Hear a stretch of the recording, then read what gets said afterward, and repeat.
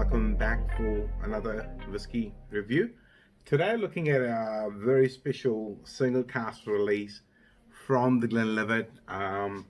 This came into my possession by an absolute fluke. A very good friend of mine, who shall remain nameless, was in Australia in duty free, and he messaged me and offered to bring me a single cask, the Glenlivet, exclusively aged in a sherry butt. And I'm like, don't even have to ask, can I have two or I'll take one? But luckily he brought me one anyway.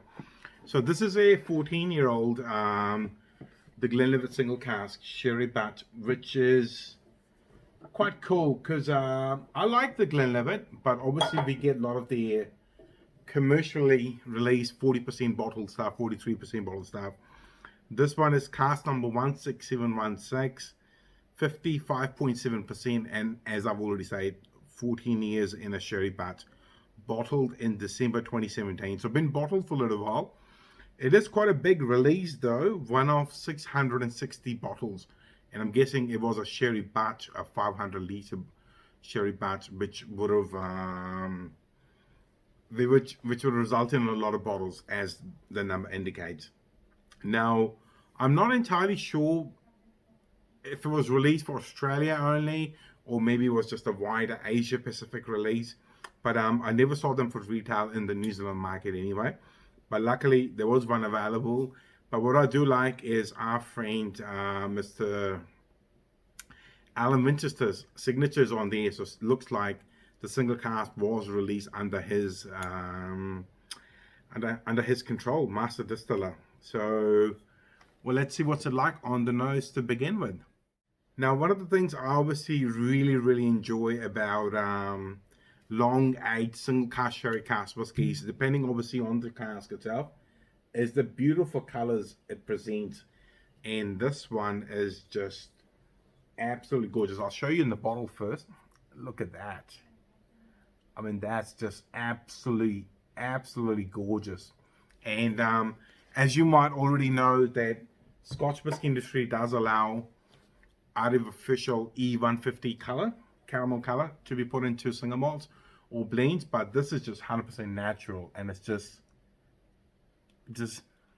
it's hypnotic. I could look at that all day. It's so good, really good. And the bottle itself, I had acquired it, I think around March last year, 2020, or in February 2020.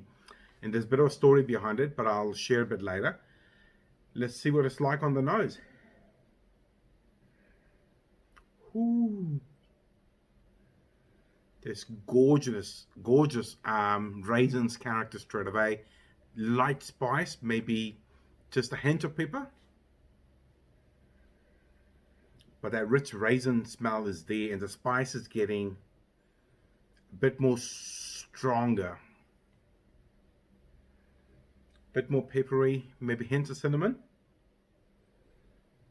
Gorgeous caramel, oh, so good. Very rich and sweet, but sort of intertwining with the spicy characters. Really good.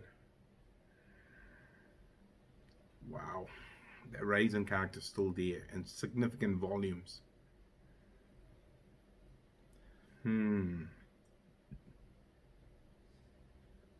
Not quite a solid fruit cake, because I'm probably finding a little bit more of the spice than the sweetness at the moment.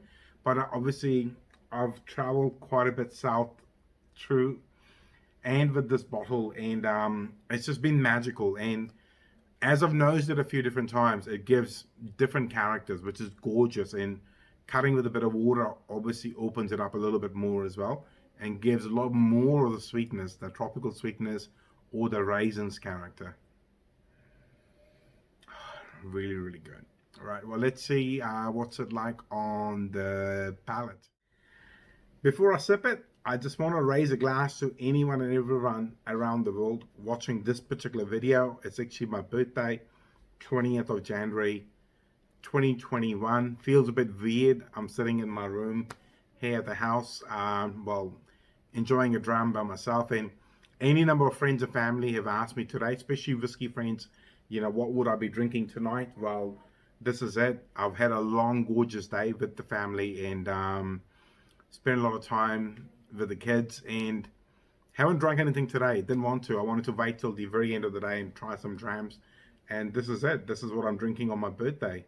Thank you to the Glenlivet. So on the palate.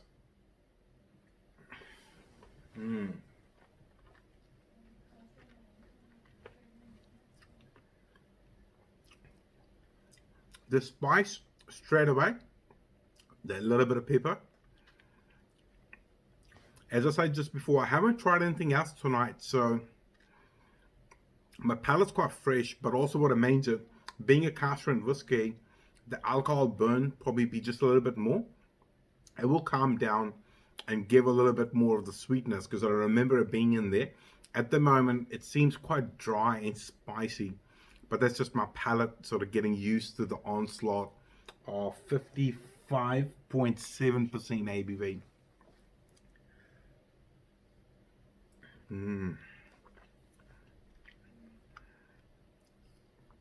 Now there's a little bit more of that classic, the Glenlivet Speyside sweetness, but the pepperiness is still there. Really, really, really good.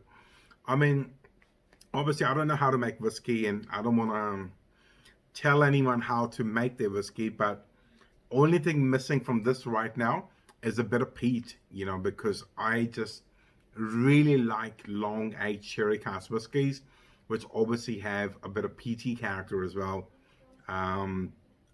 But this one's just gorgeous. Really, really good. I'll live a day without the peaty smoky character. It's okay. Wow. What I might do is just cut it with just a couple of drops of water and see what happens with the whiskey. So just a couple of drops of water. See what happens with the whiskey. A lot more sweetness on the nose.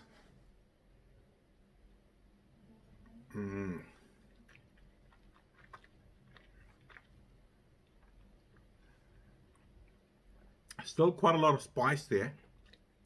It's making me crackle. Lots of spice, but just a little bit more of the sweetness is coming through now. And the finish is very, very satisfying, very long. It is quite oily, quite rich whiskey. You could almost chew into it. It's that great. Really, really nice. Wow. So the story with the bottle is, I shared a review with about the Glenlivet's Captain's Reserve yesterday, 19th of January 2021, and I shared in there that how we were lucky to have Alan Winchester in New Zealand around March last year, just before COVID started globally.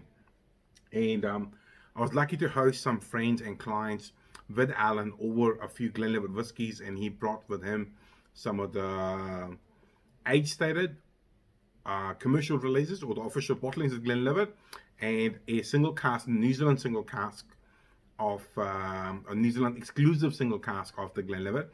And obviously I had acquired this bottle, so we shared it with some of the friends and family and clients, and it was very, very well received. It was really enjoyed by everyone, and I'm still enjoying it here on my birthday in 2021. Well, that's all I've got to say about that particular whiskey. If you're liking the content, please like, share, and subscribe. Otherwise, I'll see you in the very near future,